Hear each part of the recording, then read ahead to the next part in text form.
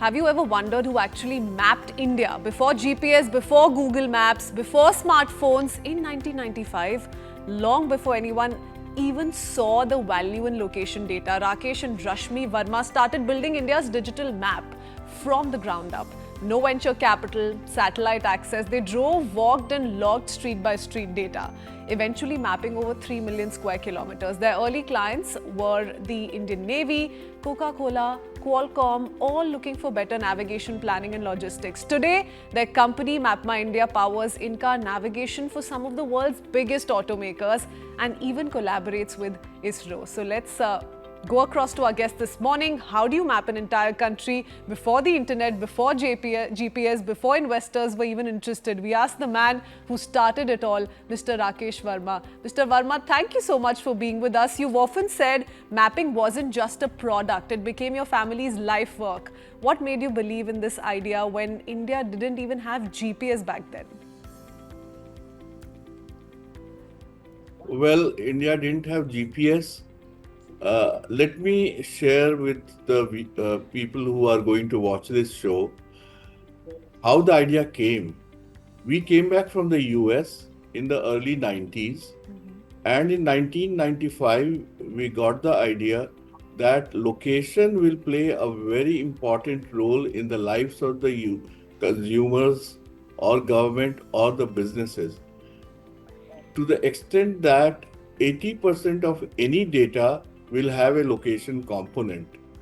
Now, to make that possible, we felt that building a digital map of our country is the most important thing. And with that vision, from 1995, we continued on our journey, a bootstrap company founded by myself, Rakesh Verma, alumni of BITS Pilani, and my wife Rashmi Verma, an alumni of IIT Roorkee, having spent 12 long years in the US and came back to the country to do something different for our countries. It was not just GPS, it was also that a digital revolution that we wanted to bring in India.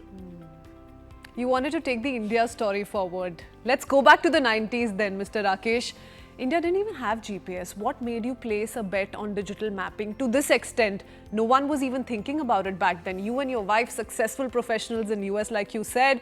Why walk away from that kind of security to build something uncertain in India? Well, we came back to India because we believed in India. Although the India story in the early 90s, the world knows what it was.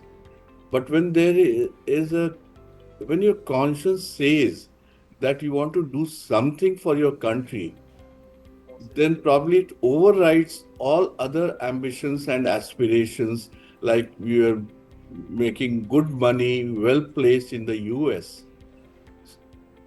The question was, what do we do? So when we started building the digital maps it took us 10 long years, believe me, from 1995 to 2004. And we were, to some extent, a customer-funded business model we had, which has been written in the Harvard Business Review also. But the underlying thing was we needed to build a platform and a product. India still lacks its own platform and product in any area, not only in the mapping area. And that technology innovation started happening from 2004 in a big way after we not completed exactly, but to some extent, a reasonably good level of digital map for India. Please remember, Google Maps did not exist at that point of time. Oh, yes. So tell us a little bit, Mr. Verma, then about the convincing part, about the proposal phase. How did you convince early clients like Coca-Cola or the Indian Navy, for that matter, that digital maps and not print could solve enterprise problems? Talking about Coca-Cola, who were our first customer, in the US, they were used to using the digital maps for doing all kinds of sales and marketing and logistics, logistics work. And when they approached us, when they came to know that here is a young company which is trying to get into it, we worked with them for 10 long years to provide them with, where the market is, which stores sell Coke or doesn't sell Coke. And understanding this marketing with a geolocation helped them a lot when they were seeing it on the map. I think it was a great thing that Coca-Cola did, felt about it.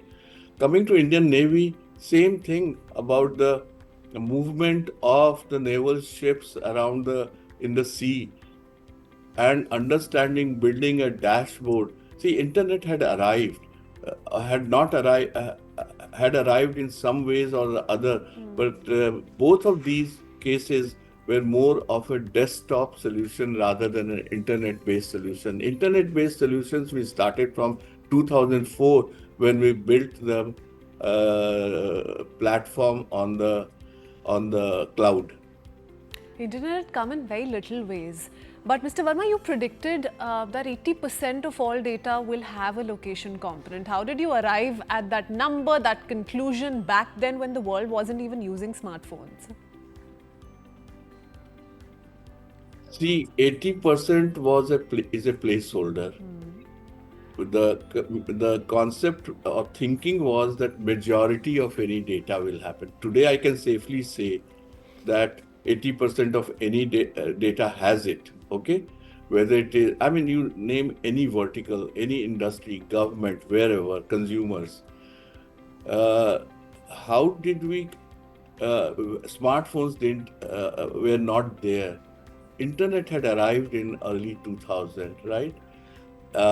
One of the reasons why Qualcomm Ventures invested in us in 2007 was that they were leading the bandwagon of popularizing smartphones. And they felt that amongst various use cases on smartphones, map will be a very important part.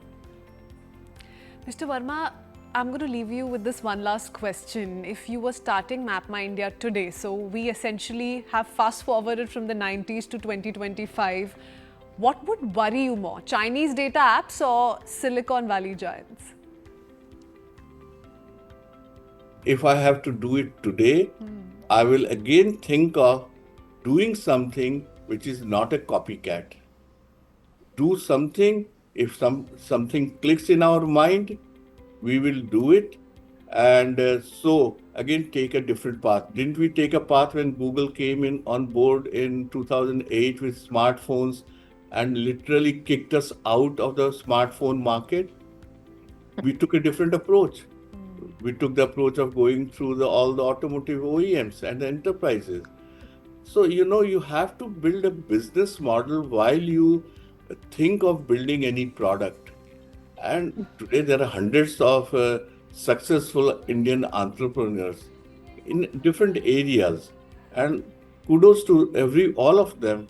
And if I have to do it again, unless and until I find something unique, I will not do. Okay, lovely. Mr. Verma, you'd rather pick originality each and every time. Thank you so much for joining us on The Breakfast Club. Okay, with that, it's time for us to head into another quick breather. We're not done as yet. We'll be right back with some special reports in just a bit.